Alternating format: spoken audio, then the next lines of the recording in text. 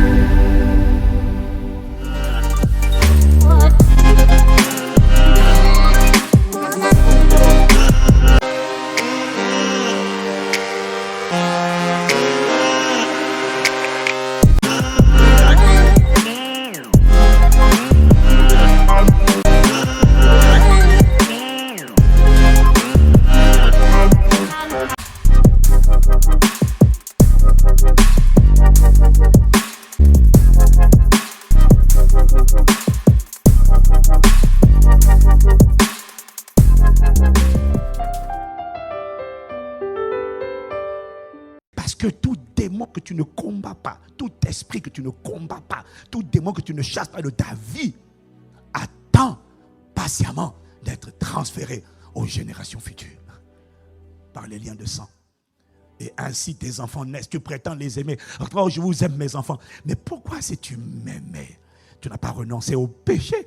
Parce que Satan va te convaincre de ne pas obéir à Dieu. Parce que Satan ne veut pas seulement te contrôler toi, il veut contrôler ta postérité. Ainsi tes enfants naissent avec des malformations de caractère. Ne sais-tu pas que on transfère à nos enfants nos gènes et que les gènes enregistrent les informations? Les gènes enregistrent tout ce qui en toi devient une habitude et enregistré dans la mémoire de tes gènes. Et c'est ça qu'on transfère à notre postérité. Il y a des enfants, on transfère. Les gènes sont porteurs d'informations concernant la couleur de peau, les yeux, les cheveux. Mais les gènes transportent également les informations sur le caractère. Quelqu'un naît et puis surtout avec des pulsions. Parce que c'est enregistré. Ça a été transmis parmi les 21 de maman, les 21 de papa, les 42. Il y a des gènes de caractère souillés qu'on a transmis. Papa était adultère. L'enfant des 8 ans, il aime déjà jouer le sexe et tout ça. Sans compter, il y a les démons qui rentrent par la chair, par le sang. Et puis maintenant, il y a la chair avec ses oppressions, ses passions et ses désirs. Même pas besoin de démons, rien que la chair toute seule. Laisse tomber ça. On n'a plus le temps pour critiquer, calomnier, médire les gens. Frère, on n'a plus le temps. Tu vas détruire ta vie, quel que soit. J'ai vu des gens qui avaient un gros potentiel. Leur langue les a tués. Jacques dit, la langue là, un petit membre qui se vante de grands exploits. Il y avait des gens qui avaient du potentiel. Je les ai poussés à critiquer. Mais c'est parce que tu ne sais pas les conséquences. Parce qu'on n'a pas enseigné. Mais tu n'as pas besoin qu'on t'enseigne. Tu as juste besoin de lire et d'obéir. Quand c'est écrit, obéis.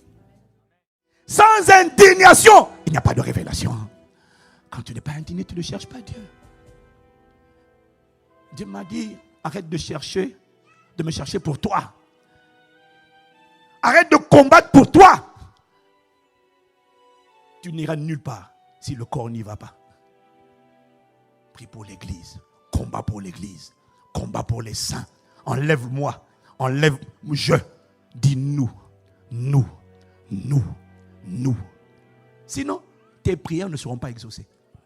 Quand vous priez, dites notre Père. Il n'a pas dit mon Père, notre Père. C'est prier pour tous les saints. Arrose les autres, tu seras arrosé. L'arroseur sera arrosé. L'âme bienfaisante sera rassasiée. Et celui qui arrose sera lui-même. Prends-moi Job 42, verset 10. Regarde. L'Éternel, regarde, lis à haute voix. L'Éternel rétablit Job, on y va, dans son premier état, quand Job eut prié pour ses... Et l'Éternel lui accorda le double de tout ce qu'il avait. Quand il eut prié pour ses amis. Tant qu'il priait pour lui, rien ne se passait. Dieu l'a rétabli quand il s'est défocalisé du moi, malgré sa souffrance, pour se focaliser sur autrui. C'est la compassion qui pousse Dieu à l'action. C'est la compassion qui pousse Dieu au miraculeux. Ce n'est pas la grandeur de ton titre, la grandeur de ton onction, la grandeur de l'homme de Dieu. Oh, je suis l'homme de Dieu. On s'en fout de l'homme de Dieu. On s'en fout de ton onction. On s'en fout de ton titre. On ne veut pas voir un grand homme de Dieu. On veut voir le Dieu de compassion.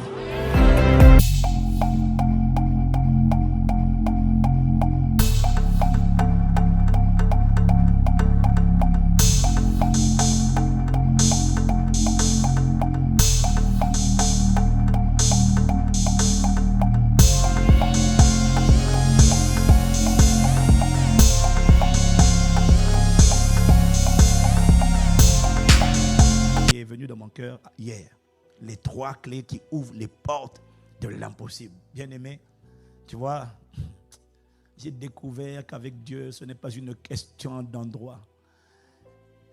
Quand je vais en Afrique, les gens se lamentent, les gens ont pitié de l'Europe. Ils ont pitié de la France. Ils disent, ah, la France est un cimetière. La France est le cimetière des églises, c'est tellement dur. La Belgique, oh là là. Ça, c'est ce qu'il disait hier, tu vois. Et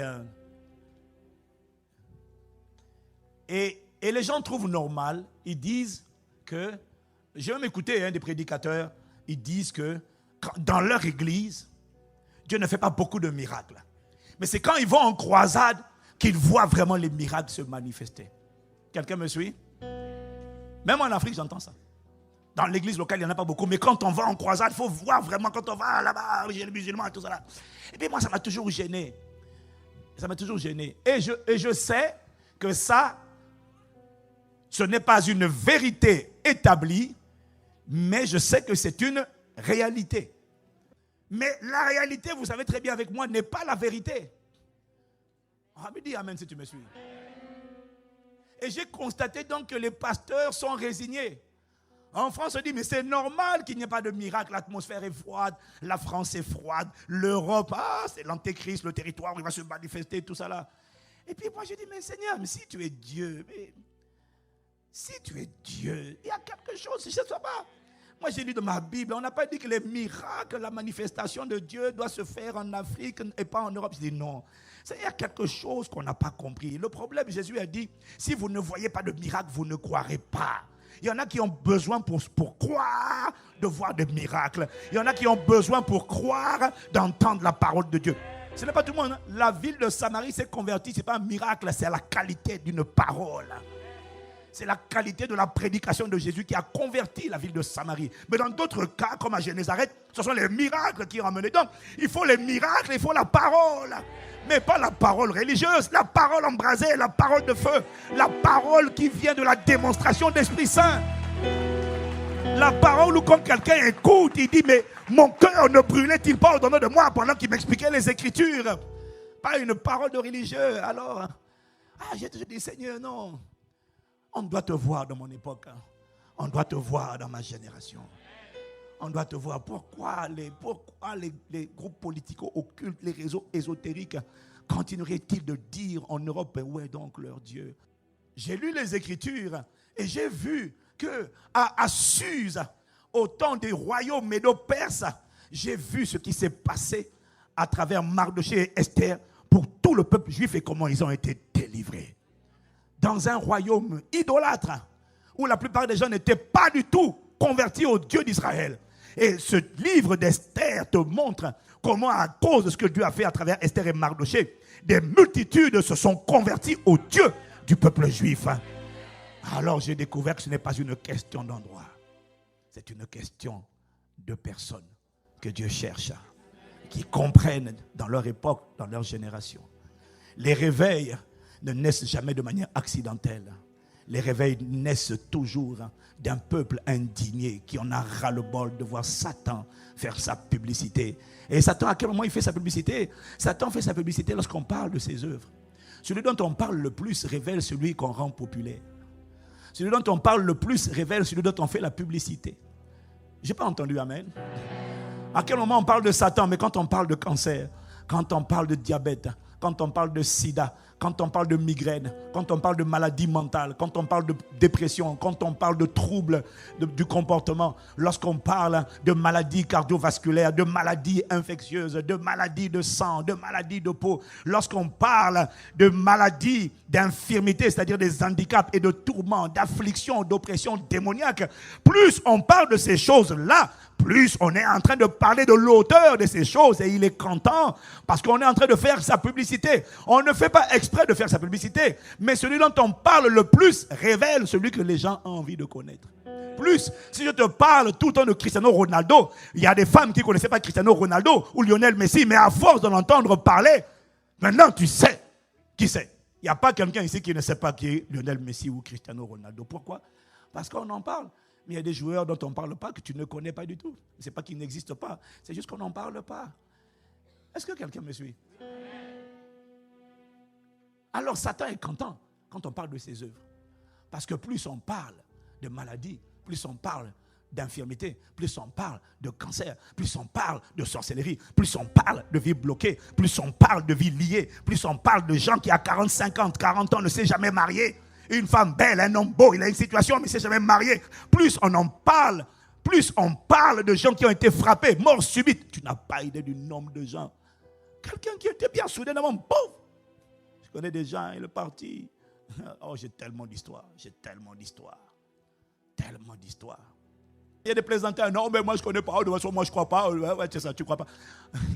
On ne te parle pas de religion. Je parlais la dernière fois avec un couple là, j'ai rencontré, ils me disent, oh, de toute façon, lui, il est athée, elle est athée, il ne croit pas en Dieu. J'ai dit, bon, tu ne crois pas en Dieu. Tu ne crois pas en Dieu, mais je vais te dire une chose, on ne parle pas de religion. Parce que moi, je suis pas dans la religion. J'ai dit, non, moi, je ne te parle pas de religion. Je te parle de Dieu. Dieu n'est pas religieux, Dieu est un être spirituel. Je ne te parle pas de religion, je te parle des réalités spirituelles. Parce que laisse-moi te dire une chose, dans ce monde, même, tu es rempli de personnes qui ne croient pas en Dieu, mais qui savent que l'homme est un esprit et qui sont conscients des réalités spirituelles. Beyoncé, Rihanna que tu chantes, là, Beyoncé, je ne sais même pas c'est quoi ces chansons.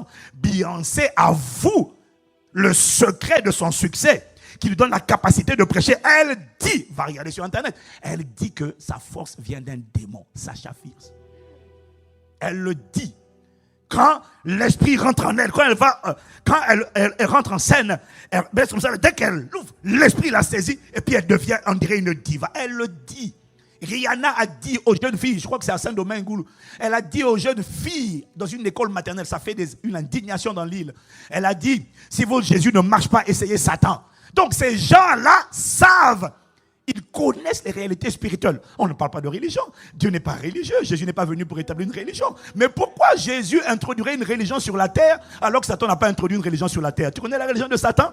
Satan a introduit une nature appelée le péché, une culture appelée le monde. Il est à la tête d'un royaume appelé le royaume des ténèbres, contrôlé par des démons dont le but c'est d'égorger, dérober, détruire, affliger, tourmenter. Ma Bible dit dans 1 Jean 3 verset 8, le Fils de Dieu a paru pour détruire les œuvres du diable. Alors explique-moi, si Satan est venu emmener un royaume des ténèbres, comment peux-tu croire que Jésus a mené une religion? Comment une religion pourrait-elle être le remède face à Satan? Non, aucune religion ne peut confronter Satan.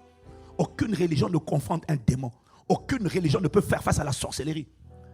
Aucune religion ne peut chasser un démon. Voilà pourquoi devant les démons, devant Satan, les religions parlent, c'est des beaux parleurs. Théologien à théologien, confronte. Les démons s'en foutent. C'est la démonstration de puissance qui parle, là, qui doit parler. Tout le monde parle. Oh là là, nous on croit que Mohamed, on croit que vous parlez trop. Monsieur l'imam. Ah, moi c'est comme ça que je fais. Monsieur l'imam, vous parlez trop. Emmenez des fous. Emmenez des gens qui ne dorment pas. Emmenez des gens qui sont oppressés. Emmenez des gens atteints de fibrome, de kyste, d'endométriose. Emmenez des gens atteints de maladies chroniques. Emmenez-les. Priez, invoquez votre Dieu. Moi je vais invoquer Jésus et on va voir. Le Dieu qui répondra par le feu sera le seul vrai Dieu. Dis Amen. Écoute-moi. Chaque fois que je fais ça souvent, hein. Chaque fois que je fais ça, les gars disent non.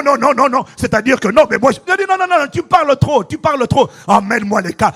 Et je vais te dire une chose. Va prendre 3 jours avant de prier pour eux. Moi aussi, j'irai prendre 3 jours. À la fin des 3 jours, on verra qui répondra par le feu. On verra qui répondra. Comment? Dieu n'est pas religieux. Satan n'a pas introduit une religion Pourquoi Jésus introduirait-il une religion? Non, la religion, c'est l'emballage dans lequel les hommes ont enfermé Dieu et ils ont présenté ça au monde. Dieu n'est pas dedans. L'emballage est vide. Les katabaracha. J'ai dit l'emballage est vide. Comment? Tu vois, les 3 clés, c'est quoi? Qui ouvrent les portes de l'impossible. Ce n'est pas une doctrine. Ah, c'est le fruit de l'expérience. Parce qu'il y a des choses, en tant que pasteur, j'ai enseigné hier. Et puis il y a des choses auxquelles j'ai été confronté. Il y a des situations, il y a des montagnes que j'ai vues qui, malgré la sainteté, malgré une vie rangée, ne bougeaient pas. Au point que tu te demandes, mais où est donc Dieu? Il y a des choses, des situations où j'ai vu Satan, pas vu en vision, mais je sais qu'il est. C'est-à-dire que tu sens qu'il se moque de toi, quoi. Tu pries, tu jeûnes, et puis il se moque de toi. J'ai vu des gens, ils acceptaient Jésus. Chaque veille d'examen, il y a une voix qui lui dit, c'est pas la peine d'y aller, tu vas échouer. Il prie, il prie, il prie. Il va à l'examen, il échoue, alors qu'il est brillant. C'est pas la peine, tu vas échouer. Et puis quand il va à l'école, il y a des migraines qui le prennent, qui l'attaquent. J'ai tellement d'histoires. Et une jeune fille à Pointe-Noire, dans notre église, elle est venue. Elle est venue parce qu'elle a toujours mal à la tête. Depuis qu'elle est rentrée à l'université, sa tête, depuis qu'avant le bac, pas de problème. Mais quand elle est rentrée à l'université, l'enfer. Toujours des migraines. Elle arrive à l'église, dans une atmosphère de prière intense. C'est là où il faut la présence manifeste de Dieu. Il ne faut pas la prière, il faut la prière qui produit la présence manifeste de Dieu. On en a assez de la prière juste pour prier où il n'y a rien qui se passe, bien aimé. On rentre comme on est, on sort comme oh non Seigneur. Oh, nous voulons la prière où la présence de Dieu est manifeste. Nous voulons la prière où le juste juge est dans la place, où le rétributeur des méchants est dans la place. Nous voulons la prière où Jésus, tu te manifestes par ton esprit pour faire le bien et libérer tous ceux qui sont sous l'emprise du diable. Voulons voir la prière où tu es là. Et où quand tu es là, c'est toi qui fais ta publicité. Ce n'est pas Satan. Tu sais comment Jésus fait sa publicité? En manifestant ses œuvres. À la place de la maladie, la guérison. Là maintenant, on ne parle plus de la maladie, on parle du guérisseur. C'est ça, c'est comme ça que Jésus fait sa publicité. On parlait de tourments, de souffrance. La personne dit, je suis venu, j'étais mal, j'avais mal ci, j'avais mal là. Je suis sorti, j'ai senti quelque chose sortir de moi. Soudainement, tout va bien, je vais bien. Waouh, ça c'est la publicité de Jésus. Je déclare et je décrète qu'on fera la publicité de Jésus ici. Donne-moi un meilleur amen.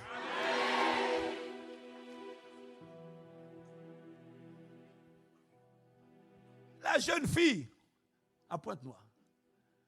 La présence de Dieu est là. L'esprit se manifeste, il parle par sa bouche. Et puis quand on dit à l'esprit sort. Il dit non, elle est à moi. Ah bon. Elle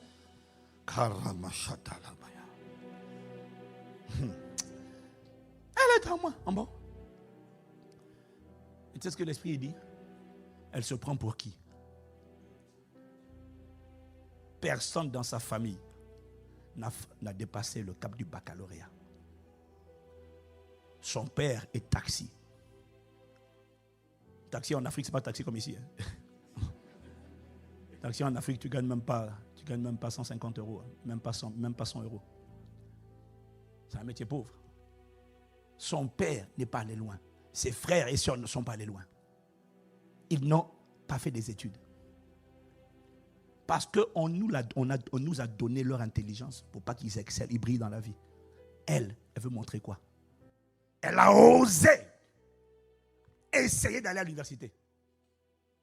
C'était un affront. Elle est censée rester là. On a mis une limitation sur elle. Tant qu'elle reste en dessous, derrière la barrière, il n'y a pas de souci. Le jour où elle franchir le cap, pouf, riposte. Moi, j'ai une de mes filles à l'église, mais une fille qui aime Dieu. Une fille que j'aime tellement. Son cas fait partie des cas qui m'ont tellement indigné que je suis allé pendant 3 jours dans le lieu secret en colère. J'ai dit non. Une fille consacrée, leader, intègre, embrasée, engagée, tout ce que tu veux. Juste parce qu'elle a eu une promotion. C'est comme s'il y avait une limitation qui avait été fixée sur elle. Dès qu'elle a eu la promotion au travail, dès qu'elle a commencé à avoir certaines grâces, opportunités, pouf, une maladie s'est déclenchée. Endométriose. Tu connais l'endométriose? Terrible. Les femmes qui ont ça, c'est terrible.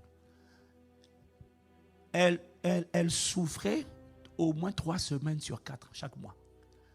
Elle m'a expliqué comment elle était parfois, elle a eu un nouveau travail, ça lui a causé des problèmes. Elle prend le nouveau travail, elle n'arrive même pas à travailler. Elle est remplie de peur. Elle doit prendre des cachets de Doliprane toutes les 3 heures pour atténuer la douleur. Le problème, c'est que ça te détruit le foie.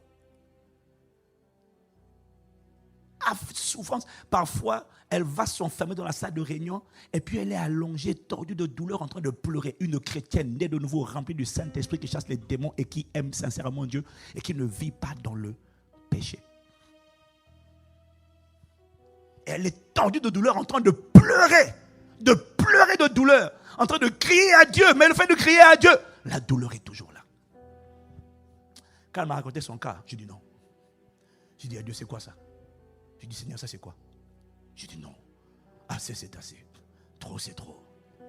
Sans compter celle qui avait des... Elle marche dans la sainteté. Elle est mariée depuis plus de 8 ans, 10 ans. Pas d'enfant. Mais encore si c'était que ça. Non seulement elle n'a pas d'enfant, elle n'ovule pas, elle n'a pas ses menstrues, mais en plus, son utérus est bourré de fibromes au point qu'on ne voit pas l'utérus. Et elle va faire les derniers examens, on lui dit qu'on a trouvé, parmi tous les fibromes, il y en a un qui a plus de 12 cm. Je dis non. Je dis mais non, Seigneur, c'est quoi ça? Il y a déjà suffisamment de cas que je connais qui souffrent, c'est quoi? Et tu sais, je suis allé, j'ai demandé à Dieu, j'ai dit, ah non, Dieu, non. Je dis non, ça ne peut pas continuer comme ça. Ça m'a mis en colère, j'ai dit non. Tu vois, quand tu n'es pas indigné, tu ne vas pas crier à Dieu. Je dis non, il y a quelque chose qui n'est pas à sa place. Non. Les démons se moquent des églises, ils se moquent des chrétiens, ils mettent des barrières, ils affligent et ils tourmentent. Oh non. Et quand je suis allé prier, Dieu m'a parlé. C'est pour ça que je dis, il y a des choses. Au-delà de ce qu'on disait hier, l'expérience du ministère t'a fait découvrir des choses où tu es obligé de dire, on va arrêter de dire des récitations qu'on a entendues. On va maintenant chercher la révélation pour que Dieu parle. On va arrêter de sortir les théories. Oui, la théorie, je la connais, la théorie. La théorie, c'est par ces meurtrissures, j'ai été guéri. Je le sais. Mais pourquoi je transporte cette maladie, bon sang? Pourquoi? Je suis saint. Pourquoi je transporte ça? Il faut arrêter de faire semblant. Dans l'église, beaucoup de gens font semblant. On met le maquillage physique et puis on met le maquillage spirituel. Mais à l'intérieur, à la maison, ce sont des hémorragies, ce sont des frustrations, ce sont des larmes derrière les mascaras. Mais on ne peut pas montrer ça. On ne peut pas montrer. Je dis, mais Seigneur, c'est quoi? Et tu vois, chez moi, j'ai reçu du Saint-Esprit des révélations. Les gens m'envoient du monde entier des messages pour me dire, on n'a jamais entendu le genre de message que vous annoncez. Pasteur, c'est quoi votre secret? Le secret, c'est l'indignation, la frustration qui m'emmène à me réfugier, à dire non. Ils disent que tu n'agis qu'en Afrique. Ils disent que tu n'agis qu'en Asie. Je dis non, c'est pas vrai. Ma Bible dit que tu ne fais pas de favoritisme. Ma Bible dit que là où 2 ou 3 sont assemblés en ton nom, tu es présent au milieu d'eux. Je suis désolé. Ça ne peut pas être une question de pays. J'ai vu ce que tu as fait avec Joseph en Égypte. J'ai vu ce que tu as fait avec Daniel. J'ai vu ce que tu as fait avec Mardoché. J'ai vu ce que tu as fait avec Paul, avec Pierre. J'ai vu ce que tu as fait dans des contrées païennes et idolâtres. J'ai vu comment il y a des territoires où on peut dire que le ciel a impacté la terre à un moment donné. J'ai dit, Seigneur, qu'on dise ça de mon époque et de ma génération. Pas qu'on dise qu'il y a eu Castanou, non. Mais qu'il y a le ciel a impacté la terre et que le ciel a été constaté. Jésus a été attesté et constaté de son vivant.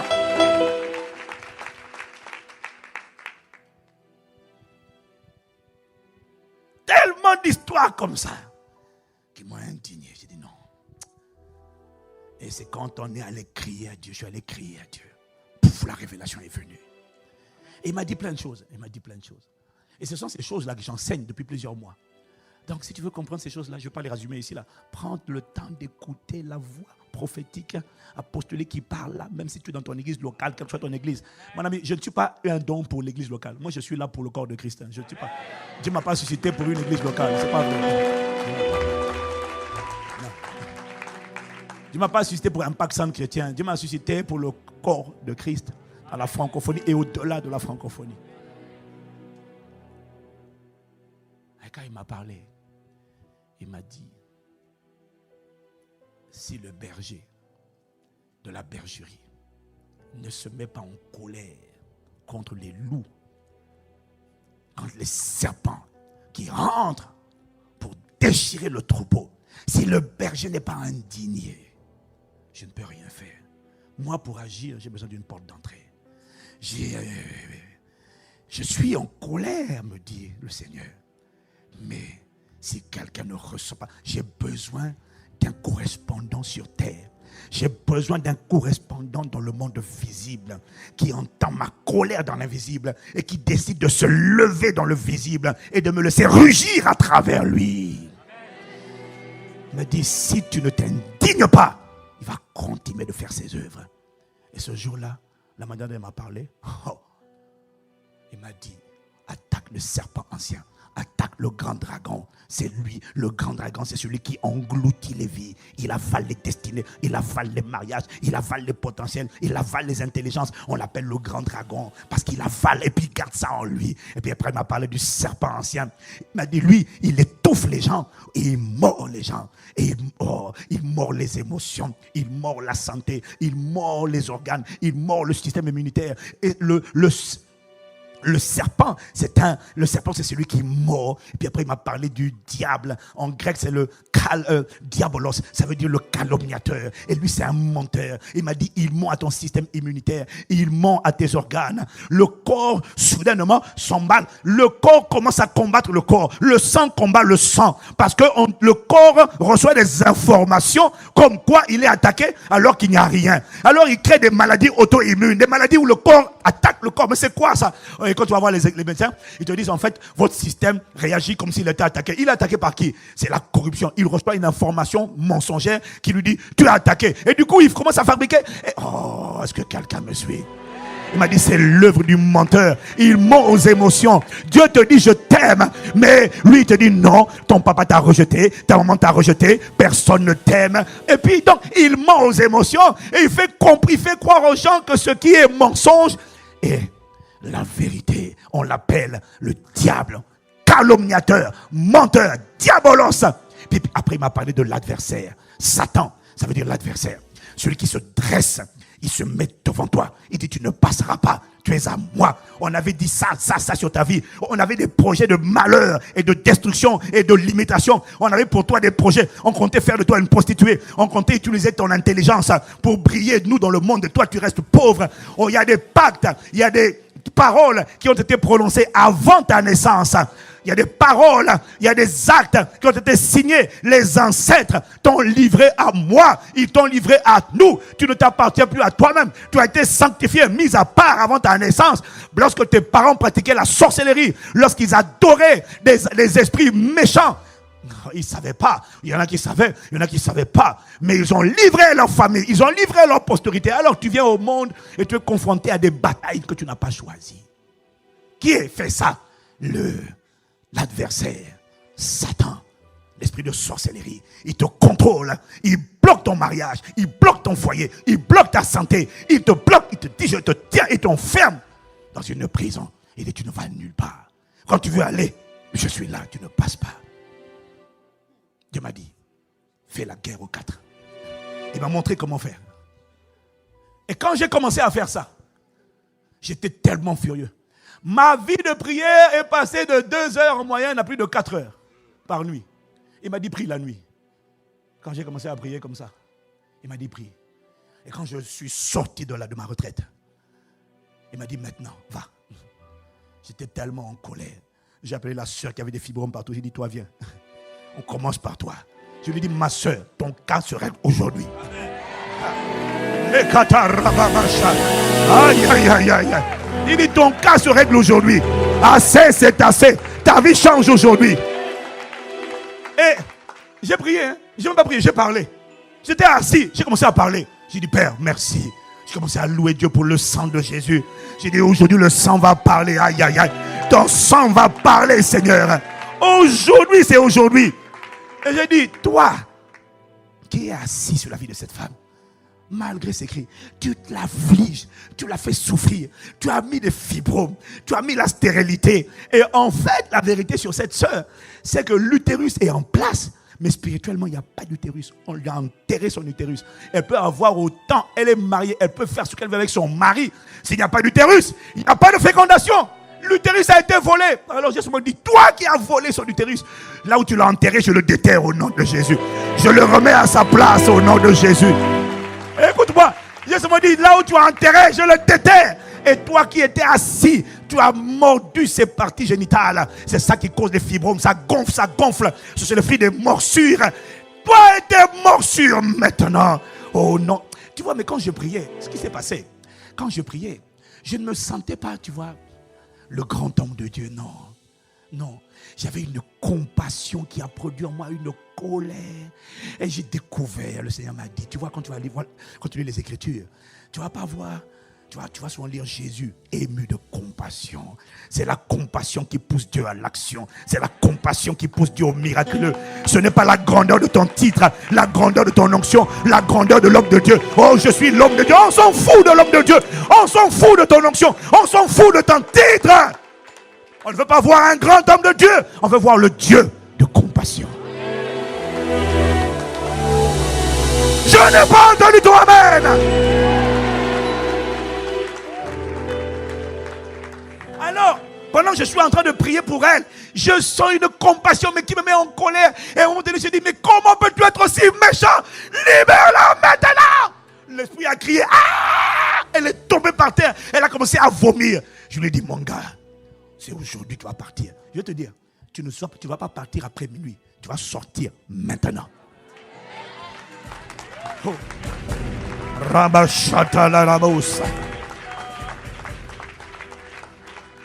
Le dimanche suivant, j'ai pris l'autre. Parce que je ne peux pas le faire tout le temps. J'ai pris l'autre, celle qui avait l'endométriose là. Ma fille! Hey, ma fille! Comment tu attaques ma fille, bien-aimée? Comment tu peux attaquer ma fille? Autant cava sur l'église aujourd'hui. Tu dis, démon, l'endométriose, je ne sais pas comment. Tu dis, cette endométriose va s'arrêter aujourd'hui. Ces douleurs-là vont partir, pas tout à l'heure, aujourd'hui. Tu vois, ça s'est passé en novembre. À partir de novembre, le Seigneur n'a fait que me conduire. C'est ça qui a emmené au 21 jours plus 1 une dimension de puissance que je n'avais jamais vue. En Europe, en France, à la capitale de la francophonie, les gens étaient, des milliers de personnes étaient connectées à travers le monde. Si je te faisais écouter les audios que j'ai écoutés, une dame connectée depuis le Cameroun, en direct, qui dit qu'elle souffrait depuis combien d'années, Stéphane? Je ne sais plus, la dame qui a envoyé le message de Douala, là, depuis plus de 15 ans, 20 ans, une femme convertie, mais qui souffrait. Elle dit comment elle était connectée en direct. En direct ou en différé, ça n'a pas d'importance. L'important, c'est la parole qui est envoyée et qui est reçue. Cette femme m'explique comment connecter, comment elle dit, elle sent quelque chose sortir de ses parties génitales. Elle a une douleur terrible, elle sent quelque chose sortir. Pour la douleur qu'elle avait depuis plus de 20 ans a disparu. J'en ai pas une, j'ai des multitudes. Une autre sœur qui est à l'église, qui habite à Chelles. On a prié le vendredi soir. Le samedi, il ne s'est rien passé. On a fait l'onction d'huile. Le samedi matin, elle a 4 enfants. Elle a une douleur qui est tellement incroyable. Comme si elle était en train d'enfanter. Comme les douleurs de l'enfantement. Comme si elle sent qu'elle va accoucher alors qu'elle n'est pas enceinte. Alors elle a tellement mal qu'elle va aux urgences avec une autre sœur. Elle va aux urgences et pendant qu'elle attend aux urgences, elle a mal. Elle sent comme si quelque chose va sortir d'elle, on dirait un enfant. Et à un moment donné, elle n'arrive pas à tenir, elle n'en peut plus. Elle court aux toilettes. Et quand elle court aux toilettes, boum, c'est une diarrhée liquide terrible. Et quand elle se lève, tout est fini. Toutes les douleurs qu'elle ressentait au niveau du bas-ventre se sont arrêtées. Instantanément ce jour-là. Je ne sais pas avec quoi tu es venu comme affliction, comme tourment, comme oppression. Mais bien aimé, si tu arrives à connecter ta foi à cette parole, je te dis que ton cas sera réglé aujourd'hui.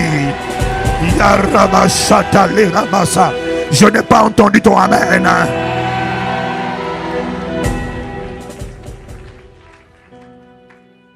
Sans indignation, il n'y a pas de révélation. Quand tu n'es pas indigné, tu ne cherches pas Dieu. Dieu m'a dit, arrête de me chercher pour toi. Arrête de combattre pour toi. Tu n'iras nulle part si le corps n'y va pas. Prie pour l'église, combat pour l'église, combat pour les saints. Enlève-moi, je dis nous. Sinon, tes prières ne seront pas exaucées. Quand vous priez, dites notre Père. Il n'a pas dit mon Père, notre Père. C'est prier pour tous les saints. Arrose les autres, tu seras arrosé. L'arroseur sera arrosé.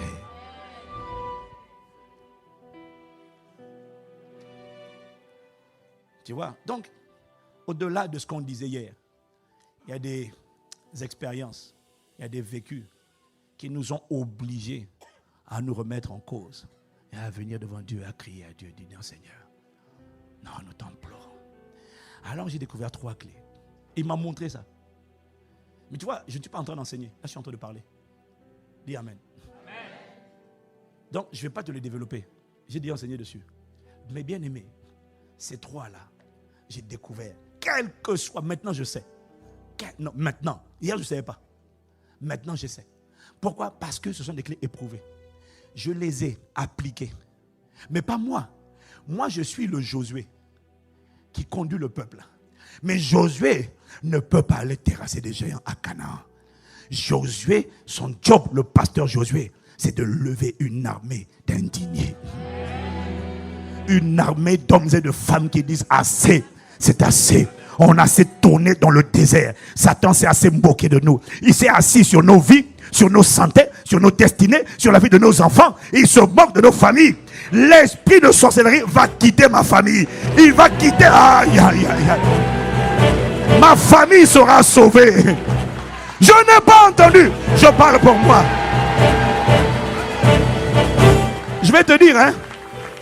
Toutes les puissances de sorcellerie, d'incrédulité, d'athéisme, d'humanisme qui sont assises sur ma famille. Je ne sais pas pour toi, mais il y a un indigné qui a dit, votre temps est compté. Je ne sais pas comment, je ne sais pas quand, mais vous allez déguerpir de ma famille. Moi et ma maison, nous servirons le Seigneur. Mes enfants seront disciples de Jésus. Toute ma famille. Il n'y a personne dans ma famille qui ira en enfer. Il n'y a personne. Tous les gens qui... Toute voix qui appelait la mort dans ma famille va mourir cette année. Je te dis, si tu crois à cette parole, elle s'accomplit cette année dans ta vie.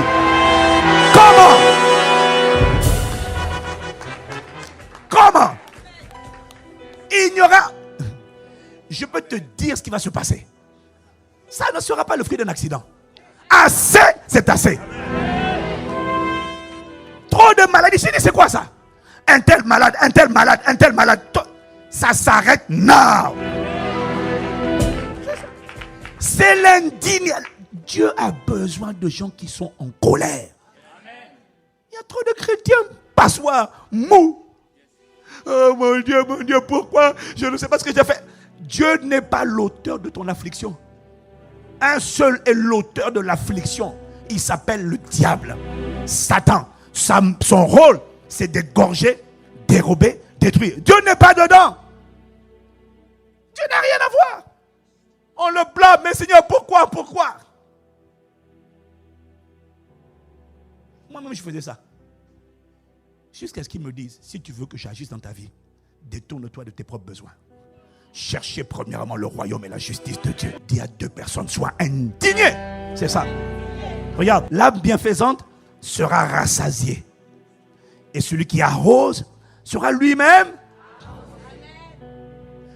Prends-moi Job 42, verset 10. Regarde. L'Éternel, regarde, lis à haute voix. L'Éternel rétablit Job, on y va, dans son premier état, quand Job eut prié pour ses... Et l'Éternel lui accorda le double de tout ce qu'il avait. Quand il eut prié pour ses amis. Tant qu'il priait pour lui, rien ne se passait. Dieu l'a rétabli quand il s'est défocalisé du moi, malgré sa souffrance, pour se focaliser sur autrui. C'est des choses que je ne savais pas. Le Saint-Esprit a commencé à me les enseigner. Et je les ai enseignées à l'église. Et j'ai emmené l'église à comprendre la première clé. Dis avec moi la première. La première clé sans laquelle les autres ne marchent pas. Les gens veulent commencer par la prière.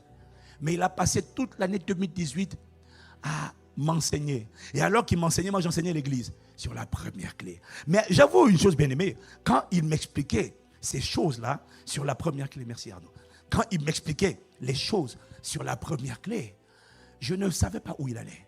Parce que quand le Saint-Esprit m'enseigne, tu ne sais pas où il t'emmène, mais il t'emmène quelque part. Je n'ai pas entendu. Mais je ne sais pas où il m'a mené. Il a passé des mois à me parler de la première clé. C'était laquelle? L'obéissance. La Bible dit dans le Proverbe 28 au verset 9, si quelqu'un détourne l'oreille pour ne pas écouter la loi, sa prière même est une abomination. Tu vois, il m'a fait comprendre que tant que tu ne m'obéis pas, ce n'est pas à moi qui parle, il parlait à l'église. Tant que vous ne m'obéissez pas, vous ne me donnez pas le pouvoir de changer vos vies. Il faut me faire confiance et m'obéir. Parce que la vérité que tu dois comprendre, c'est que tu obéis quand même à quelqu'un. Parce qu'il n'y a que 2 maîtres dans le monde spirituel. Si tu n'obéis pas à Dieu, alors tu es en train d'obéir au Satan. Si tu ne prêtes pas ton corps à Dieu, tu es en train de le prêter à un démon. La question, ce n'est pas est-ce que tu obéis. La question, Pierre dit dans 2 Pierre 1, verset 19, 2 Pierre 1 ou 2 Pierre 2, verset 19, chacun de nous est esclave de ce qui a triomphé de lui. Donc, il y a quelqu'un qui a triomphé de toi. La question, c'est un esprit. Quel est l'esprit qui a triomphé de toi? Tu es un esclave. Tu es esclave de qui? Alors il a passé du temps à m'expliquer l'importance de l'obéissance.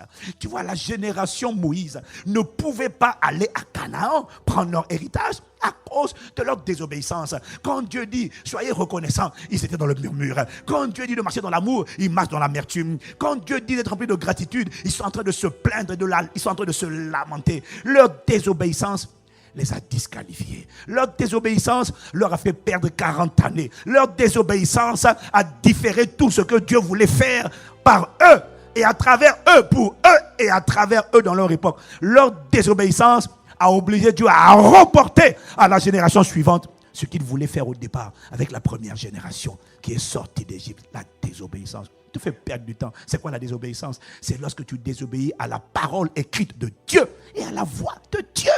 Tu n'as pas idée du nombre de chrétiens qui prient mais qui sont désobéissants. Mais n'oublie jamais, quand tu es désobéissant à Dieu, tu es en train d'obéir à Satan. Il n'y a que 2 maîtres. Jésus a dit dans Matthieu 6, verset 24, nul ne peut servir 2 maîtres en même temps. Nul ne peut servir 2 maîtres. Ça veut dire que nul ne peut être l'esclave de 2 maîtres. Tu ne peux pas être esclave de Jésus et esclave de Satan en même temps. Non, car il haïra l'un et aimera l'autre, ou alors il s'attachera à l'un et méprisera l'autre. Vous ne pouvez servir doulos, vous ne pouvez être esclave, prisonnier de Dieu et de maman en même temps. C'est impossible. Il y en a un, forcément, parmi les 2. Il n'y a que 2 maîtres dans le monde invisible. C'est soit Satan qui est à la tête de son royaume, soit Dieu qui est à la tête de son royaume. Il n'y a que 2 maîtres, il n'y a que 2 royaumes. Le royaume de Dieu et le royaume des ténèbres. Il n'y a que 2 natures, 2 influences. C'est soit la chair, soit l'esprit. Il n'y a que 2 temples. Soit le temple du Saint-Esprit, soit tu es l'habitation d'un démon. Tu es l'habitation de qui? Arrête de le faire le fier. Moi, je ne suis pas l'habitation des démons. Écoute-moi, on sait qui domine, qui triomphe en toi. En écoutant ta bouche et en voyant à qui tu prêtes ton corps. C'est lui ton maître. Ton maître, c'est celui à qui tu obéis. Qui prend ton corps, qui contrôle ta bouche. Tu n'as pas idée du nombre de gens qui prient à l'église, mais dans la bouche est contrôlée par un esprit de critique, de calomnie, de murmure, de lamentation. Qui est ton maître? C'est facile de connaître ton maître. Ton maître, c'est celui qui te commande. Bon, on va pas aller là-bas, laisse tomber. Le visage a commencé à s'assombrir. La désobéissance te fait perdre du temps. Dieu devait te libérer et Dieu devait libérer des gens à travers ta vie. Ta désobéissance, non seulement retarde ta vie, mais elle retarde la libération des personnes que Dieu devait libérer à travers ta vie. Donc il y a des gens qui sont encore enchaînés dans ta vie, dans ta famille, dans ton cercle relationnel à cause de ta désobéissance. Dieu te demande de t'engager, d'être tout entier à lui. Toi, tu es partagé. Un pied dedans, un pied dehors. Tu perds du temps. Et tu ne sais même pas que tu es en train de servir Satan. Il y en a un qui est en train de dire, yes, yes, elle est à nous. Dès que mes pensées viennent en elle, mets ta main en bas, allez, touche là-bas tout seul. Masturbe-toi. Tu obéis. L'esprit d'impudicité dit, yes, tu es à moi. Tu m'obéis, c'est ça. Continue encore. Bon, maintenant que tu as fini, va coucher. Cherche un homme là-bas ou cherche une femme. Oui, j'arrive, maître. Il dit, c'est ça. Allez, dimanche, je t'autorise à aller à l'église. Je peux aller à l'église? Va chanter, pas de problème. Dès que tu sors, toi et moi, on est ensemble. Hein? Oui, maître. Donc tu vas à l'église, tu lèves des mains hypocrites et impures. Des mains d'acteur, de comédien. Hein? Et puis dès que tu sors, maître, je suis encore là. Allez, on y va encore. Minable, lamentable. Tu ne sais pas, tu perds du temps. Tu détruis ta vie. Satan se réjouit. Satan est heureux. Il dit, oh, elle peut prier. C'est pas grave. Au moins, elle est à nous. C'est notre agent infiltré. C'est notre antenne relais. Et quand cette personne-là, qui prie, mais qui est esclave de Satan, bizarrement, quand elle touche la sono, quand elle se met à la sono, elle émet des ondes. Bizarrement, le son maintenant commence à... Le son qui était bien, on entend les interférences. Non, je suis sérieux. On ne sait pas pourquoi. Il y a des gens qui sont des antennes relais. C'est-à-dire que l'esprit qui te contrôle, à travers l'influence qu'il exerce sur toi, arrive à polluer un environnement proche. Juste à travers l'influence qu'il exerce sur toi. Tu deviens son complice. La question, c'est qu'est-ce que Satan a fait pour toi? Pour que tu lui donnes ton corps. Il a fait quoi pour toi? Tu lui donnes ta bouche. Tu lui donnes tes mains. Il a fait quoi pour toi? Qu'est-ce que l'esprit de colère a fait pour toi? Il n'y a aucun démon qui est bon. Le diable est mauvais. Il est méchant. Qu'est-ce qu'il a fait pour toi? Qu'est-ce que l'esprit de critique? Qu'est-ce que l'esprit de colère? Qu'est-ce que l'esprit d'amertume? Qu'est-ce que l'esprit de jalousie? Qu'est-ce qu'il a fait pour toi? Il te détruit. Il détruit. Il te pousse à détruire ce que Dieu voulait construire à travers ta vie. Tu n'as pas idée du nombre de gens qui veulent prier. Veulent commencer par prier. Je ne comprends pas pourquoi ça ne marche pas. Mets d'abord ta vie en ordre. L'obéissance, c'est la seule preuve que tu as donné le pouvoir à Jésus. Tu vois, moi je suis arrivé au stade. On n'a plus le temps pour désobéir. Chez nous, à Impact Centre Chrétien, on n'a plus le temps. Tu vois, obéir à la parole de Dieu, obéir à la voix de Dieu et dire Amen. Tu vois, il y a des domaines dans lesquels on ne doit plus discuter. Chez nous, quand on dit dîme, c'est l'obéissance. On obéit à une loi spirituelle. Il y a des gens, tu es encore là, mais la dîme, c'est quoi? Tu es dans la désobéissance, tu es un récalcitrant. On n'a plus le temps pour discuter sur la dîme, sur les offrandes. Chez nous, quand on dit offrande, on est content de donner. Pourquoi? Parce qu'il est écrit donner, il vous sera donné. On est content de donner parce que donner est une preuve d'amour. Mais ce n'est pas tout. Donner est une preuve d'amour. Dieu a tant aimé qu'il a donné. Donc tu vois, chez nous, on n'a plus le temps. On est content qu'on doit donner. On est content de donner la dîme. On ne paye pas la dîme. On donne nos 10%. Pourquoi? Parce qu'on a compris que c'est la manière 10%. Oh, quelqu'un dit, c'est moi, maintenant je ne vais même pas aller là-bas. La dîme n'est pas à toi. La dîme est une manière de reconnaître la prééminence de Dieu. C'est ce qu'on appelle les prémices de tes revenus. Les prémices, ce sont les premiers fruits. Dans chaque revenu, il y a la première partie, pas 10%. Ce sont les premiers 10%. C'est ça qu'on appelle la dîme. Premier 10%, ce n'est pas pour toi. Pourquoi? Parce que c'est ce qu'on appelle les prémices. Les prémices sont une manière de reconnaître à Dieu la prééminence. C'est-à-dire que Dieu a la première place. Parce que ma Bible l'appelle le premier. Il n'est pas le deuxième, il est le premier. Quand il n'est pas le premier, il n'est pas.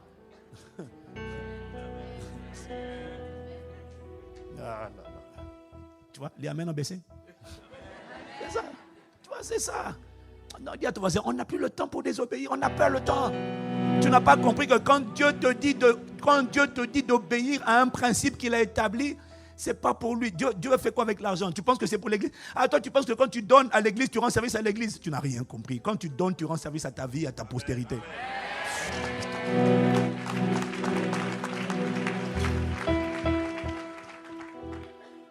Bien-aimé, c'est pas la peine d'aller ailleurs tant que tu n'as pas décidé d'obéir à Dieu. Tes prières sont bloquées. Le psalmiste a dit, si j'avais conçu l'iniquité de mon cœur, le Seigneur ne m'aurait pas exaucé. Ce qui bloque premièrement tes prières, c'est ta désobéissance. Alors prends la série sur l'obéissance. Elle va t'aider. Tu vas comprendre comment Satan piège les gens par leur désobéissance. Dis Amen. Il y a 3 clés, bien-aimés, qui ouvrent les portes de l'impossible. Tu vois, là, je ne suis pas en mode enseignement. Je ne sens pas l'onction d'enseigner. Donc, je n'ai pas envie de rester longtemps dessus. Je te donne juste les 3. Et puis après, on va juste aller, on va voir comment le Seigneur nous conduit. Mais mon but là, c'est de réveiller quelqu'un qui est indigné. Ce n'est pas une question d'endroit, bien-aimé. J'ai découvert qu'à Paris, là où il y a des hôtels, la manière dont j'ai vu Dieu se manifester à Paris, ce sont des centaines et des centaines de guérisons, de délits. Je n'avais jamais vu ça. Un tsunami est passé par là et a tout emporté sur son passage. Aïe, aïe, aïe, aïe, aïe, aïe. Donc j'ai dit c'était trop fort. Oh, quelqu'un me dit Amen. J'ai jamais... Mais dans tous les domaines, c'était un raz de marée. Dans tous les cas différents, les gens qui étaient connectés à la prière. Mais ce qui a préparé les 21 plus 1 jour de l'année dernière, c'était d'abord l'obéissance. Dieu n'envoie pas à Canaan un peuple qui n'est pas obéissant. Voilà pourquoi la génération Moïse n'est pas allée à Canaan. C'est la génération Josué. Qu'est-ce qui caractérisait la génération Josué? C'était une génération de soldats. Ils ont dit à Josué que l'Éternel, son Dieu, soit avec toi. Si quelqu'un désobéit, c'est nous qui allons lui régler son cas. On a trop perdu du temps dans le désert. On en a assez de tourner en rond. On veut aller à Canaan. Il n'y a pas de visitation divine sans d'abord consécration. Sainteté totale. Abat le péché, dehors, mettez de l'ordre. Tu dois choisir. Tu veux Dieu ou tu veux rester là où tu es? Moi, bien-aimé, moi j'ai dit je veux Dieu. Seigneur, il faut qu'on te voie dans mon époque. Il faut qu'on te voie dans ma génération. J'en ai assez d'entendre les païens se moquer de nous. J'en ai assez d'entendre les LGBT se moquer de nous et prendre le territoire. J'en ai assez de voir l'islam progresser. Non, bien-aimé, je dis Seigneur, s'il n'y a pas de témoignage, les témoins ne sont pas crédibles. Il faut des témoignages. Pour qu'il y ait des témoignages de miracles, de prodiges et de signes, il faut que Dieu descende. Pour que Dieu descende, il dit toujours, nettoyer. Dieu ne descend pas tant que tu ne mets pas de l'ordre. Dieu ne descend pas. Il y a des gens, avant de les inviter chez toi, tu ranges la maison, oui ou non? Je n'ai pas entendu. Tu ne peux pas recevoir le chef de l'État et puis il arrive dans ta maison, tout est sang dessus, les chaussures sont sur le canapé. Hein? Non. Là, il y a des miettes de pain partout, il y a du pain, la confiture, le Nutella qui... Non, tu nettoies. Avant que Dieu n'atterrisse, il exige le nettoyage. C'est ça qu'on appelle, mets de l'ordre. Renonce au péché. Sors de là. Il y a des vies, il y a ta vie qui doit changer. Et à travers toi, il y a des personnes qui doivent être irradiées. Tu n'as plus le temps pour négocier avec Dieu. Cette négociation ne vient pas de toi. Elle vient d'un démon avec qui tu as cohabité trop longtemps et qui essaie de te persuader, non, n'obéis pas à Dieu, tu sais, oh, Dieu te comprend. C'est normal que tu sois rebelle, c'est normal que tu aies tendance à injurier les gens, c'est normal que tu n'aimes pas l'autorité, c'est normal que tu te méfies des pasteurs parce que tes parents t'ont brimé, on t'a fait trop du mal, c'est normal, c'est normal. Une voix, quand tu décides d'obéir à Dieu, une voix va plaider à l'intérieur de toi, non, n'obéis pas à Dieu, n'abandonne pas la masturbation. Tu sais, c'est normal, hein? Il faut quand même, parce que si tu ne te masturbes pas, il faut quand même libérer le liquide là, parce que si tu libères le liquide là, c'est compliqué, mon gars, menteur. C'est normal que tu te prostitues. C'est normal que tu couches. Mais vous vous aimez, non? C'est normal. Dieu a dit non, ton corps est le temple du Saint-Esprit. Tu as été racheté. Tu sais ce que ça veut dire racheter? Ça veut dire que tu n'es plus le propriétaire. Ce corps n'est pas à toi. S'il est à moi en bas, il n'est pas à toi. Et même avant, il n'était pas à toi. S'il appartenait à l'esprit d'immoralité sexuelle, c'est lui qui était le maître. Et quand tu dis j'ai pas envie, c'est parce que l'esprit d'immoralité avec qui tu as cohabité pendant trop longtemps est en train de te dire non, fais pas ça, fais pas ça, fais pas ça, fais pas ça. J'ai encore envie de souiller parce que tout démon que tu ne combats pas, tout esprit que tu ne combats pas, tout démon que tu ne chasses pas de ta vie, attends patiemment d'être transférés aux générations futures par les liens de sang. Et ainsi tes enfants naissent. Tu prétends les aimer. Alors, je vous aime mes enfants. Mais pourquoi si tu m'aimais, tu n'as pas renoncé au péché? Parce que Satan va te convaincre de ne pas obéir à Dieu. Parce que Satan ne veut pas seulement te contrôler toi, il veut contrôler ta postérité. Ainsi tes enfants naissent avec des malformations de caractère. Un enfant qui a 6 ans, j'ai vu ça, 6 ans, est ivrogne. 6 ans, l'enfant boit. Il est ivrogne. Pourquoi? Son père était alcoolique. Ne sais-tu pas qu'on transfère à nos enfants nos gènes et que les gènes enregistrent les informations? Les gènes enregistrent tout ce qui en toi devient une habitude et enregistré dans la mémoire de tes gènes. Et c'est ça qu'on transfère à notre postérité. Il y a des enfants, on transfère. Les gènes sont porteurs d'informations concernant la couleur de peau, les yeux, les cheveux. Mais les gènes transfèrent et transportent également les informations sur le caractère. Quelqu'un naît et puis surtout avec des pulsions. Parce que c'est enregistré, ça a été transmis parmi les 21 de maman, les 21 de papa, les 42. Il y a des gènes de caractère souillés qu'on a transmis. Papa était adultère. L'enfant dès 8 ans, il aime déjà jouer le sexe et tout ça. Sans compter, il y a les démons qui rentrent par la chair, par le sang. Et puis maintenant, il y a la chair avec ses oppressions, ses passions et ses désirs. Même pas besoin de démons, rien que la chair toute seule. Laisse tomber ça.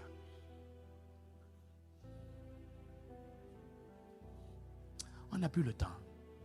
On n'a plus le temps pour critiquer, calomnier, médire les gens. Frère, on n'a plus le temps. En calomniant, tu as le temps de donner ta langue. Je n'ai pas le temps de t'expliquer ça. Tu vas détruire ta vie. Quel que soit. J'ai vu des gens qui avaient un gros potentiel. Leur langue les a tués. Jacques dit, la langue, là, un petit membre qui se vante de grands exploits. Il y avait des gens qui avaient du potentiel. Je les ai poussés à critiquer. Mais c'est parce que tu ne sais pas les conséquences. Parce qu'on n'a pas enseigné. Mais tu n'as pas besoin qu'on t'enseigne. Tu as juste besoin de lire et d'obéir. Quand c'est écrit, obéis.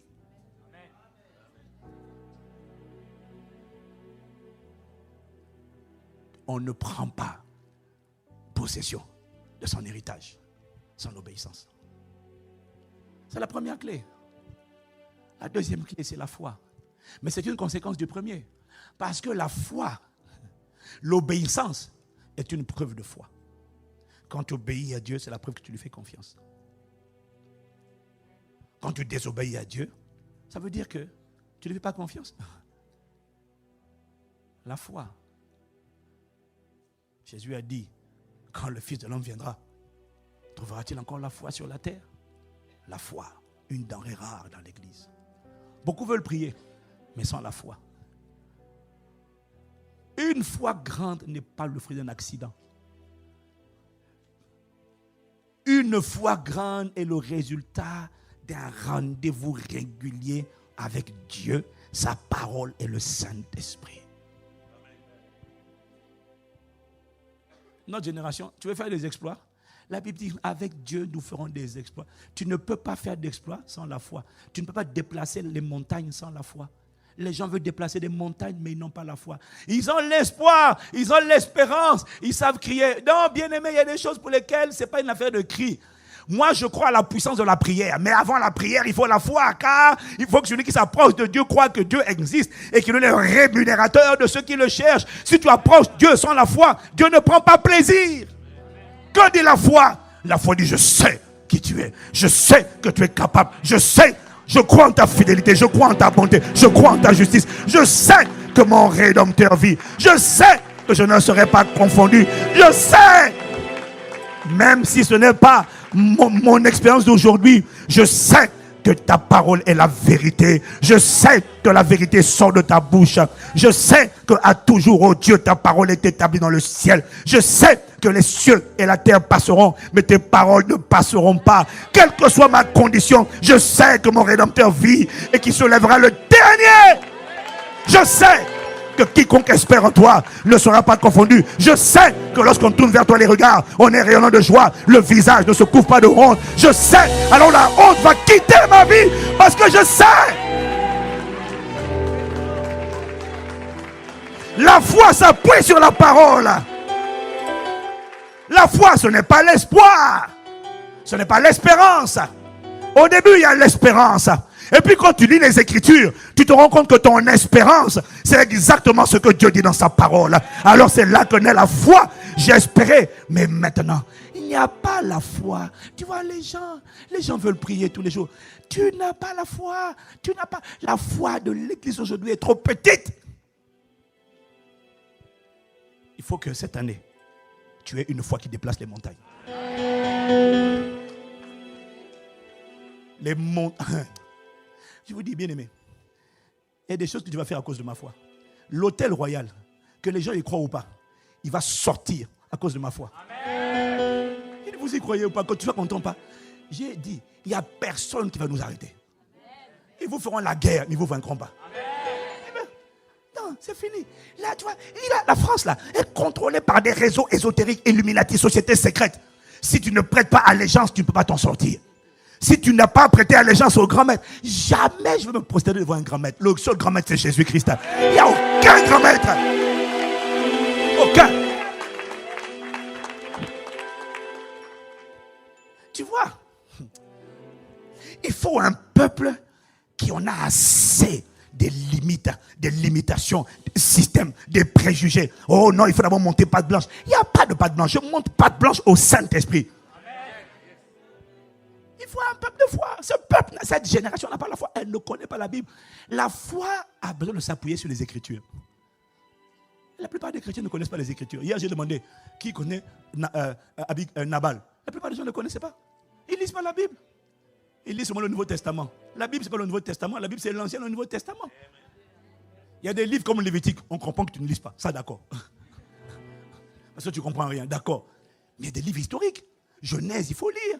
Toutes les vérités bibliques prennent racine dans le livre de Genèse. Il faut lire Genèse. Il faut lire une partie de Exode. Tu dois lire les livres historiques. Tu dois connaître l'histoire de Naomi. Tu dois connaître l'histoire de David, de Daniel. Tu dois connaître un Samuel, 2 Samuel, un Chronique, 2 Chroniques. Il faut lire les Écritures. Cette génération n'a pas la foi. Parce qu'elle ne prend pas rendez-vous avec la parole. Elle prend rendez-vous avec WhatsApp. Non. Non, cette génération a un sérieux défi. Nous tous. Les gens n'aiment plus la parole. Voilà pourquoi avant de lire la parole, tu dois redemander au Seigneur l'amour de la parole. Tu dois t'humilier, demander pardon pour la distraction et revenir à l'amour. Il n'y a pas la foi sans la parole. Tu dois avaler les Écritures. Ça, c'est ta responsabilité. Maintenant, quand tu vas prier, le Saint-Esprit va toujours te parler par les Écritures. Je n'ai pas entendu amen. Le Saint-Esprit ne te parle pas hors des Écritures. Quand l'onction prophétique coule, il s'appuie toujours sur la parole pour proclamer. Toute prophétie qui ne prend pas appui sur les Écritures n'engage que son auteur. Dieu n'est pas engagé. Dieu est engagé par sa parole. Décidons, bien-aimés, de revenir à la parole. Comme je disais hier, arrête d'admirer les gens. Décide d'imiter. Je n'ai pas entendu ton amen. Arrête d'admirer. Décide d'imiter les gens de foi. Imite les gens de foi. Comment ils ont fait pour avoir une telle foi? Comment ils ont fait? La foi déplace les montagnes. Une grande vision, c'est une grande foi. Tu vois? Et vois la conquête de la francophonie. Oh, bien-aimé, il ne sera pas fait selon ta prière, il te sera fait selon ta foi. Je n'ai pas entendu amen. La prière vient après. Mais encore faut-il croire. Israël a été disqualifié à cause de son incrédulité. Il faut croire.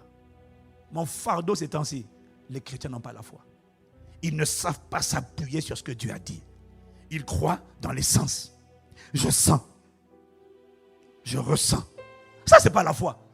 Quel que soit ce que je sens, la Bible dit Abraham ne considéra point que son corps était déjà trop âgé, trop usé. Non! Abraham, ça, il était la réalité. La Bible dit il ne considéra pas. Romains 4, verset 20. Il ne considéra pas, 19 ou 20. Il ne considéra pas. Ça veut dire qu'il y avait les faits, il y avait la réalité. Il a dit, oh, sans effet. Je ne m'appuie pas sur ça. Je m'appuie sur ta fidélité. Quiconque espère en toi ne sera pas confondu. Car lorsqu'on tourne vers toi les regards, Père, on est rayonnant de joie. Le visage ne se couvre pas de honte. Seigneur, je ne sais pas combien de temps, je ne sais pas pourquoi je traverse ce que je traverse, mais je crois en ta fidélité. Tu as dit, quiconque espère en toi ne sera pas confus. La confusion ne sera pas mon histoire. Mais pendant que tu dis ça, tu es en train de vivre la confusion, mais tu proclames que la confusion ne sera pas mon histoire. Parce que je m'appuie sur toi. Quiconque te prendra pour appui n'aura point hâte de fuir. Mes sources sont en toi. Ma fondation, c'est toi. Je n'ai pas de plan B, je n'ai pas de plan C. Je n'ai que toi, Seigneur. Et quand tu dis ça, ton âme est frustrée. Ton cœur est en colère. Parce que tu vois ta vie, ça ne va pas.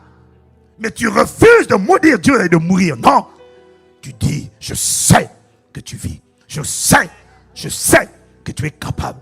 Je sais que tu n'as pas changé. Je sais que tu m'aimes. Tu ne dis pas ce que tu sens. Tu dis ce que tu sais. La raison pour laquelle beaucoup ne disent pas ce qu'ils savent, c'est parce qu'ils ne savent pas. Pourquoi? Ils ne connaissent pas les Écritures. Les Écritures te révèlent la nature de Dieu. Te révèlent le caractère de Dieu. Proclame ça à Dieu. La foi, j'ai découvert, va emmener Dieu. La foi oblige Dieu.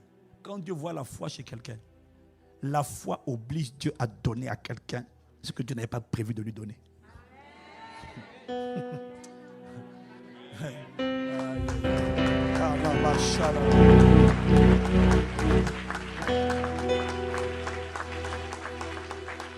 Tu blagues. Si tu ne me crois pas, demande à la femme cananéenne. Demande à la femme cananéenne. Ce n'est pas son jour. Jésus n'est pas là pour les Samaritains. Il n'est pas là encore moins pour les femmes cananéennes. Il est là, il est venu, lui, en s'entend, il venait d'abord parler à Israël. Cette femme-là n'est pas d'Israël. Elle dit, Seigneur, au secours, ma fille est tourmentée par un démon. Jésus lui dit, non, maman, je ne suis pas désolé. Il n'est pas bon de prendre la nourriture des enfants, de la donner aux chiens, parce que je suis venu pour les brebis perdues de la maison d'Israël. Ton tour, ça viendra après la Pentecôte. Quand les apôtres vont commencer avec le Saint-Esprit, votre tour viendra. Mais pour l'instant, je suis d'abord venu pour les 12 tribus d'Israël. On ne prend pas la nourriture des enfants, on la donne aux chiens. Elle dit, Seigneur, c'est pas grave. T'inquiète pas, tu sais, de la table des enfants, là, les miettes, ça va me suffire. Cette miette va guérir ma fille. Jésus dit, ah! La Bible dit, Jésus est étonné, elle a regardé, dit, femme, ta foi est grande, va, qu'il te soit fait selon ta foi. Elle a... Ah.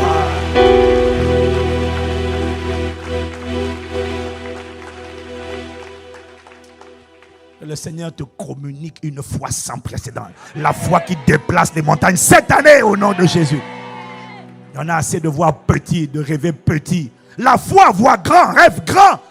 La foi dit, avec Dieu nous ferons des exploits. Quelle est cette génération? Elle ne rêve pas d'exploits. Tu parles avec les jeunes aujourd'hui, leur rêve c'est bac plus 2. C'est quoi comme rêve ça? Rêve de conquérir le monde. Rêve de prendre les nations pour Christ. Rêve d'influencer ta génération. Rêve.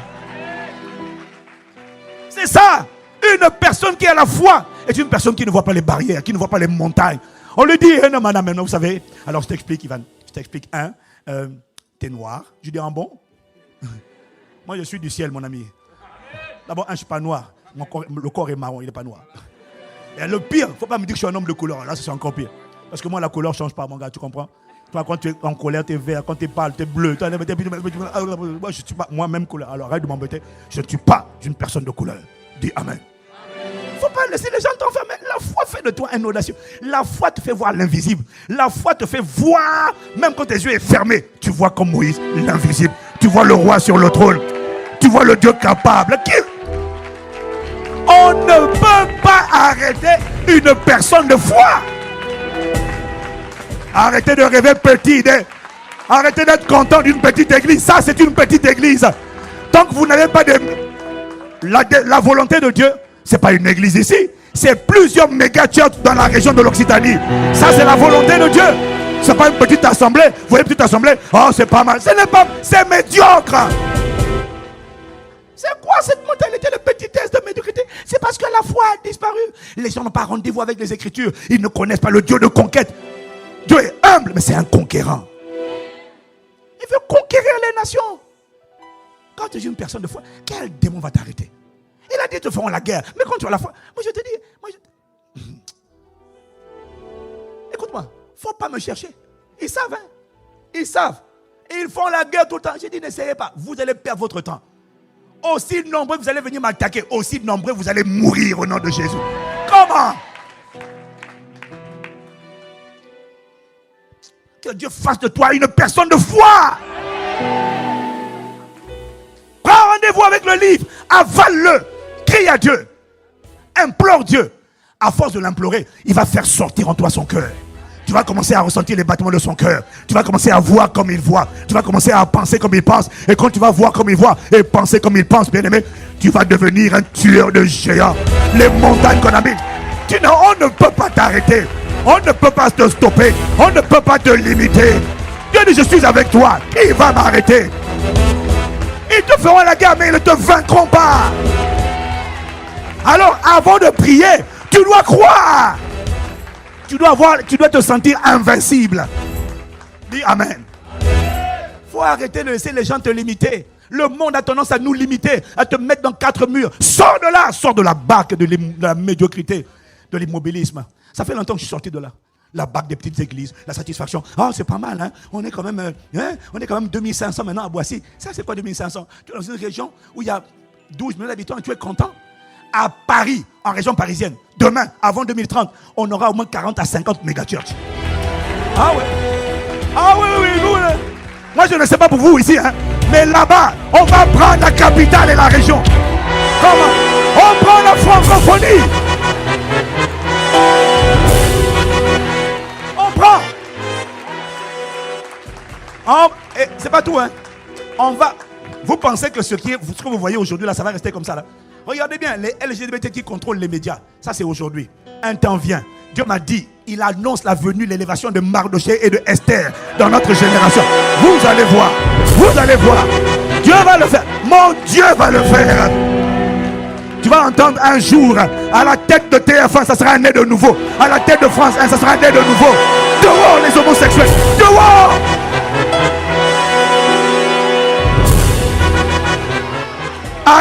Adam qui embrasse Steve à la télé, un temps va venir, ça va s'arrêter.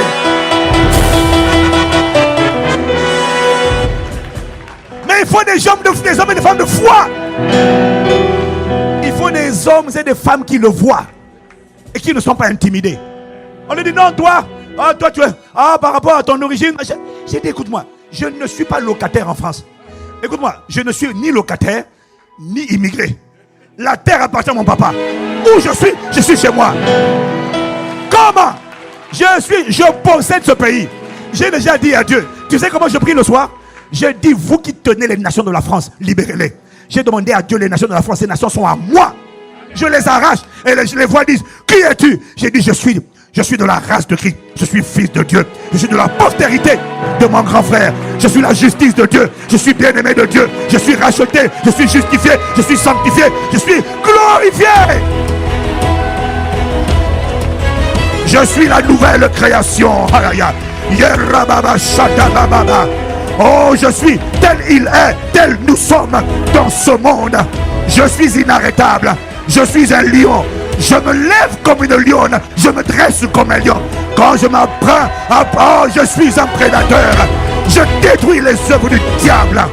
Quelqu'un me dit amen. Mais pasteur Ivan, qu'est-ce qui t'a rendu comme ça? C'est le Saint-Esprit avec la parole.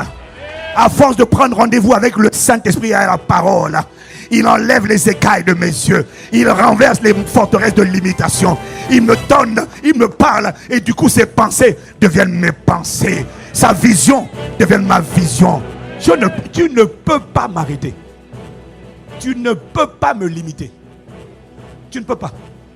Tout ce qui m'ont dit, on m'a dit en 2011, la Belgique, c'est dur, hein, une église en Belgique. On a commencé avec 40 personnes.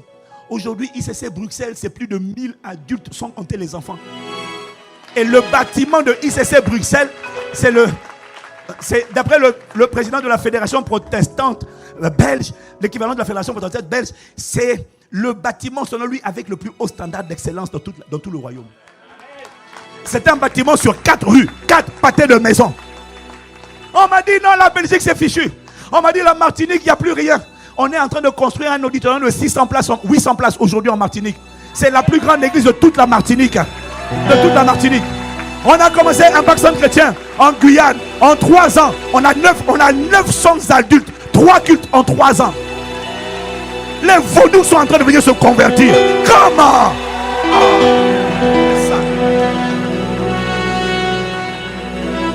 que c'est une question de foi.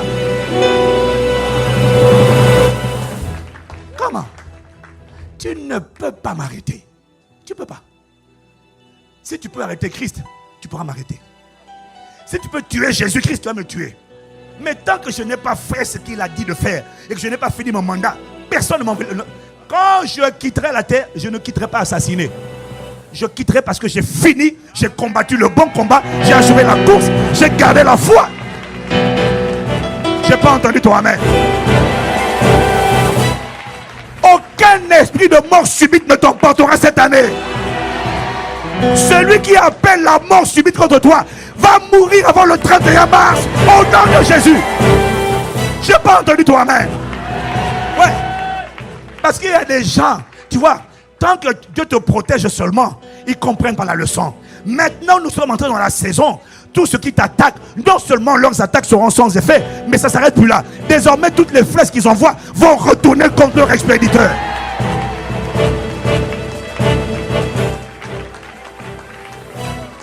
Dis-moi amen. C'est la foi qui le fait. Tu ne peux pas prendre rendez-vous avec le livre tous les jours et avec le Saint-Esprit. Ce n'est pas seulement le livre, c'est le livre et l'esprit. Parce que c'est l'esprit qui rend témoignage à ton esprit. C'est l'esprit qui t'ouvre l'intelligence pour que le livre, quitte le livre, ne soit plus écrit, mais soit esprit et gravé sur les tables de ton cœur. Dis amen. Tu ne peux pas m'arrêter. Tu ne peux pas. J'ai appris à parler anglais en 3 mois. On m'a dit, regarde, c'est mon prof du piano. Quand il a commencé à me donner des cours, je lui ai dit, tu joues depuis quel âge? Il m'a dit depuis 6 ans. Bon, je ne donne pas son âge aujourd'hui. Mais à l'époque où il m'a appris, je lui ai dit, je vais faire en 3 mois ce que tu fais depuis l'âge de 6 ans. Il m'a dit, comment tu vas faire? J'ai dit, c'est une question de foi. Et ensuite, je vais payer le prix. Au bout de 3 mois, il m'a dit, je ne sais plus quoi t'apprendre. Tu joues n'importe quelle chanson, je vais t'accompagner. Il m'a donné Dieu m'a donné. C'est une question de foi. J'ai appris italien en 3 mois. On m'a dit, j'étais le dernier de la classe en italien. Jusqu'à ce qu'on m'envoie, j'étais nul, 0, toto. Jusqu'à ce qu'on m'envoie en Italie faire le service militaire, travailler dans une entreprise française. Et là, les gars découvrent que je ne sais pas parler italien. Je sais seulement dire si, no, magari, si, no. On me dit, vous ne parlez pas italien? Je dis non. On me dit, tu as 3 mois. Si en 3 mois, tu ne parles pas italien, on te renvoie en France. Je dis, ne vous inquiétez pas. Dans 3 mois, je domine l'italien. Écoute-moi, au bout de 3 mois, mon italien était d'une pureté. Tout le monde pensait que j'étais un Italien blanc. Personne ne savait que j'étais noir. Personne ne savait que j'étais français. Te lo parlavo con le mani, scusa, dai, oh, quelqu'un me dit amen. Comment?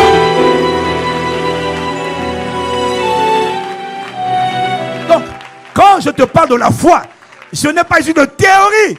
Je suis un message. J'ai dit, on prend la francophonie. Avec ou sans toi, on prend la francophonie. Avec ou sans toi, on prend les États. Ça veut dire quoi? On prend les médias, on prend l'économie, on prend la politique, on prend le sport, on prend l'éducation. Tu vas voir. Je suis déjà en train de voir les prémices. Je suis allé à Cotonou cette semaine. J'ai été accueilli par le préfet. Le préfet, il est venu, le préfet s'incline. J'ai dit, mon gars, on est ensemble. Je te dis, le préfet s'est mis à genoux pour que je prie pour lui. J'ai dit, ton élévation commence maintenant.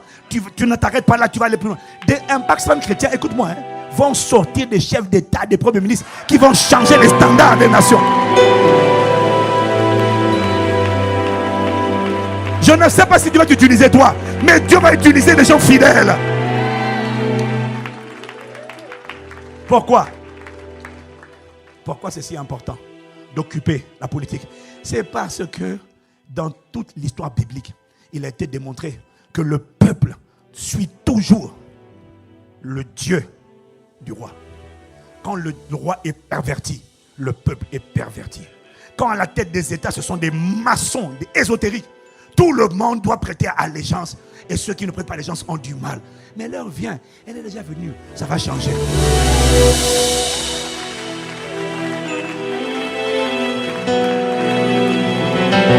Ça s'arrête, ça va changer. Il y a de l'espoir. Pourquoi? Il y a des hommes et des femmes de foi. Ça va changer, vous allez voir. Et ils n'aiment pas, les gars ne m'aiment pas. D'ailleurs, c'est pour ça qu'ils me critiquent tout le temps. Ouais, tu es un maçon. Ils n'ont pas pu montrer une seule photo, une seule vidéo où je suis avec eux.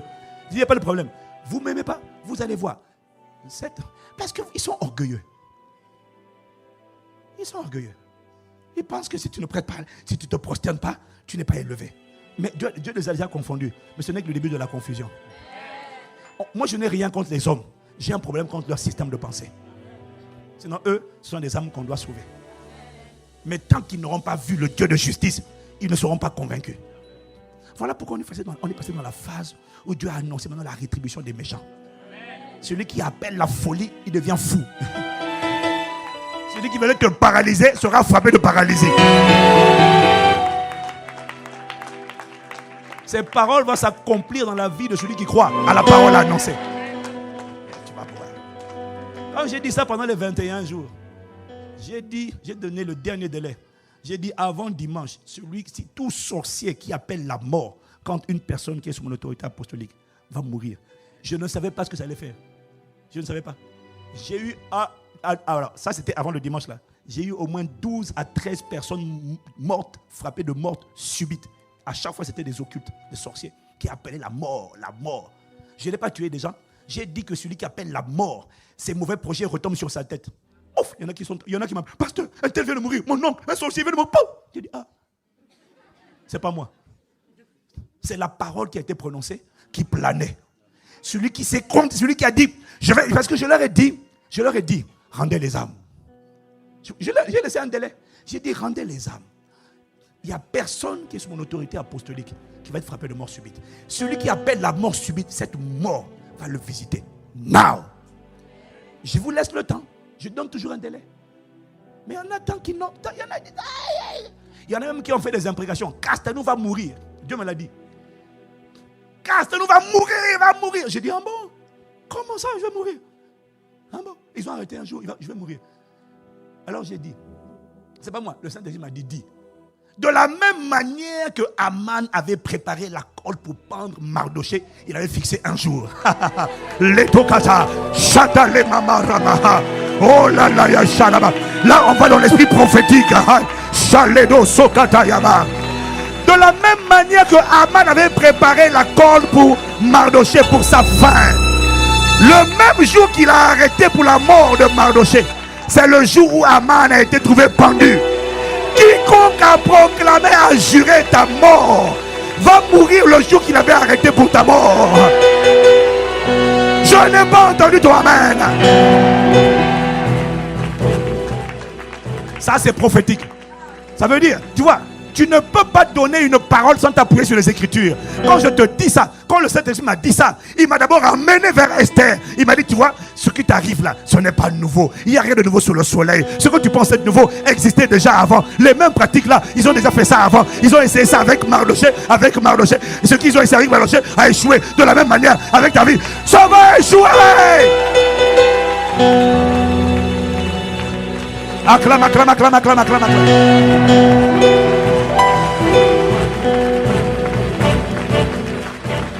Assieds-toi. On doit finir. Waouh. On doit atterrir. Première clé, l'obéissance. Deuxième clé, la foi. Troisième clé, Église. Je vous en supplie. Troisième clé. C'est la clé la plus puissante. Les deux autres ne sont que la rampe de lancement. L'obéissance et la foi ne sont que la rampe de lancement. La troisième clé, c'est la plus puissante de toutes. Mais c'est pasteur, il va dire c'est laquelle? C'est faite par l'Esprit, ensemble, pas seul dans ton coin.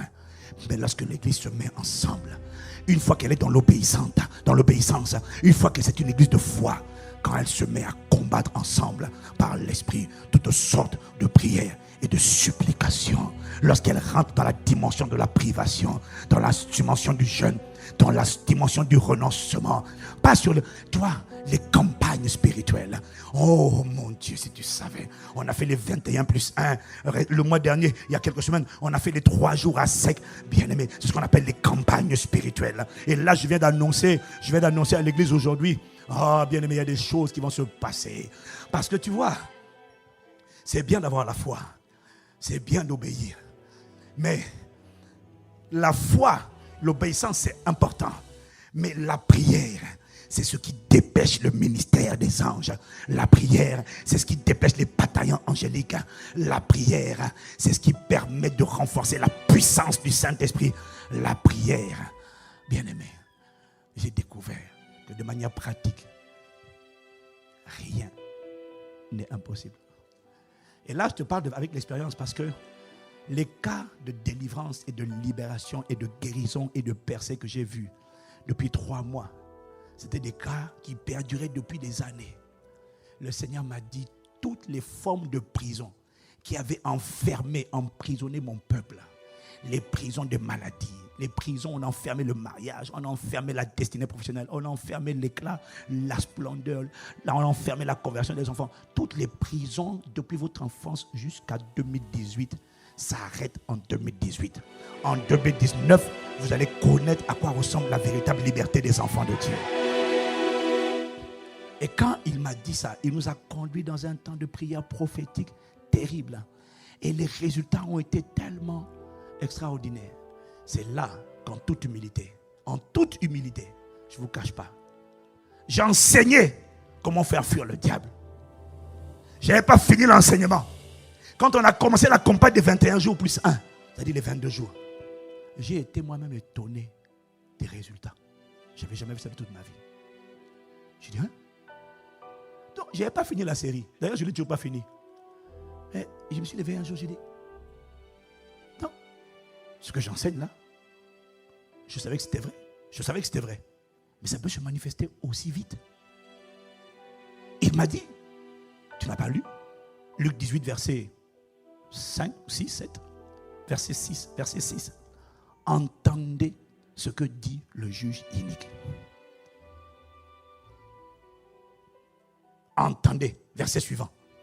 Et Dieu ne fera-t-il pas justice? Dieu ne vengera-t-il pas ses élus qui crient à lui nuit et jour? Et tardera-t-il à leur égard? Je vous le dis, il leur fera promptement, rapidement. Je pensais que ça devait prendre du temps. J'ai découvert que ça peut être rapide si l'église se met ensemble. Nuit et jour,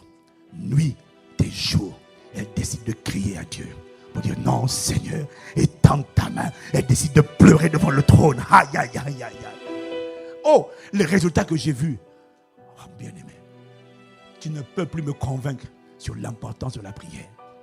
J'ai découvert que tout est possible. N'importe quelle muraille peut s'ébranler. Je te promets, j'ai tout vu. J'ai vu des maladies, j'ai vu des situations. Tout le monde disait c'est un... J'ai compris que c'est juste une question de prix à payer. Dieu ne fera-t-il pas justice à ses élus qui crient à lui nuit et jour? Je vous le dis, il leur fera promptement justice. Mais la question est, quand le Fils de l'homme viendra, trouvera-t-il la foi sur la terre? C'est ça la question. Il fera promptement justice s'il trouve un peuple qui est indigné, qui dit Seigneur, à partir d'aujourd'hui, ma femme et moi, pendant la durée de 21, de 12 jours, de 3 jours, ma femme et moi, on ne se connaît pas. On va te chercher, on renonce à Internet, je renonce à Facebook, c'est ce qu'on appelle les privations. Je renonce à manger, je renonce. Seigneur, nous allons te chercher. Aie compassion de nous. Ce n'est pas possible que tu aies entendu et répondu aux cris de multitude qui dans l'Ancien Testament ont crié à toi comme Josaphat, ont crié à toi comme Mardochée, Esther, ont crié à toi, tu as répondu. Tu ne peux pas accorder un meilleur traitement à ceux qui n'étaient pas des fils de Dieu, qui étaient des domestiques, et ne pas entendre les cris de ceux qui sont tes enfants. Non, parce que cette alliance est meilleure, elle est basée sur de plus excellentes promesses. Donc, ce n'est pas toi qui as changé. Qui a changé? C'est la disposition du peuple à payer le prix. On veut voir Dieu faire un tsunami. C'était mon rêve. Toutes les maladies, toute infirmité, là où Satan a mis sa main dégage. J'ai découvert que c'est possible. Je n'ai pas le temps. Et j'en ai tellement dans tous les domaines. Avant-hier, pendant la veillée qu'on a fait avec les stars, j'ai reçu encore un nouveau témoignage. J'ai dit, waouh. Là, si tu n'as pas fait les 21 plus 1 depuis Boissy, parce que c'est le pasteur principal, fais-les en différé. Prends un jour, chaque jour. Prends les 2 dernières semaines, dis Amen. Prends les 2 dernières semaines, prends les 2 dernières. Prends un jour, enferme-toi dans ta chambre, prie avec ça. Connecte-toi, bien-aimé. tu vas rendre témoignage. Non, tu vas... Non. Je te dis, tu vas rendre témoignage. Il y a une dame qui m'a envoyé un message des États-Unis, depuis Washington. Elle me dit, je suis en train de faire le programme de 21 jours. Je suis au 15e jour. Mais pendant que vous parlez, les choses sont en train de sortir. Elle dit les choses, je fais des rêves, mes yeux s'ouvrent. Bien aimé, la parole n'est jamais obsolète. La parole, quand tu la reçois, la parole est vivante. Il y a eu toutes sortes de manifestations surnaturelles du Saint-Esprit. Ce n'était pas souvent d'ailleurs spectaculaire, mais c'était surnaturel. C'est pour ça qu'il ne faut pas chercher le spectaculaire. Tu vas être séduite. Il faut chercher le résultat. Dieu ne fait pas toujours de bruit. Un démon qui sort, ça ne fait pas toujours de bruit. Le plus important, c'est qu'il sorte. C'est 3 clés mises ensemble. C'est pour ça que là, cette semaine-là, j'ai dit à l'église, il y a des choses qui vont se manifester avant le 31 mars. J'ai dit, Seigneur, Dieu m'a parlé. Tu vois, quand je coule comme ça dans l'onction prophétique, je n'invente pas, j'entends. Donc je dis ce qu'il dit. Il m'a dit, ça sera comme un rêve. Si tu veux le voir, donc il faut écouter le message du dimanche dernier, du dimanche d'avant. Mais là, j'ai reçu la conviction, toutes les semaines, jusqu'au 31 mars, il m'a dit de maintenir la pression. Donc, on a lancé un programme qui s'appelle Upopiazo. Upopiazo, ce sont les coups de boxe. Quand tu donnes un coup à ton adversaire, mais qu'il est en train de tituber, mais il n'est pas encore tombé. Tant qu'il n'est pas tombé, continue d'asséner des coups, des supercutes. C'est ça, Upopiazo. Donc là, en attendant, il y a trop de cas, il y a beaucoup de témoignages, c'est vrai. Mais il y a beaucoup de gens qui n'ont pas encore témoigné, qui doivent témoigner. Il m'a dit, n'arrête pas, continue de donner des supercutes. Donc, j'ai convoqué programme spécial de 24 heures non-stop de prière toutes les semaines jusqu'à la fin du mois de mars, de jeudi 20h à vendredi 20h, 24 heures non-stop. Bien-aimés, écoutez-moi, vous ne pouvez pas prendre l'Occitanie. Vous n'allez pas voir ce raz de marée de la main du Seigneur arracher dans vos vies tout ce que Dieu n'a pas planté. Vous n'allez pas la voir en priant 2 heures par semaine. Ça n'arrivera pas. C'est une illusion. Il va falloir que les gens soient suffisamment indignés pour dire. Et tu ne peux pas combattre de ton côté, tu ne verras pas de résultat aussi. Il faut que ce soit maintenant fait par l'Esprit. Toutes sortes de prières et de supplications, mais faites-le ensemble. Là, vous allez voir une dimension de visitation divine que vous n'avez jamais vue. Et quand il va atterrir, quand Dieu atterrit quelque part, quand il est atterri dans la chambre haute, qui lui a dit, qui a dit aux habitants de Jérusalem que le Saint-Esprit avait atterri? Et ils ne sont pas sortis. Allez dire, là, Jésus est arrivé. Non, non, non. Quand il atterrit, il fait du bruit. Il va faire du bruit ici. Il va faire du bruit dans cette église. Il va faire du bruit dans les églises. Il va faire du bruit en Occitanie. Et le monde entendra parler de la descente de Jésus de Nazareth par le Saint-Esprit.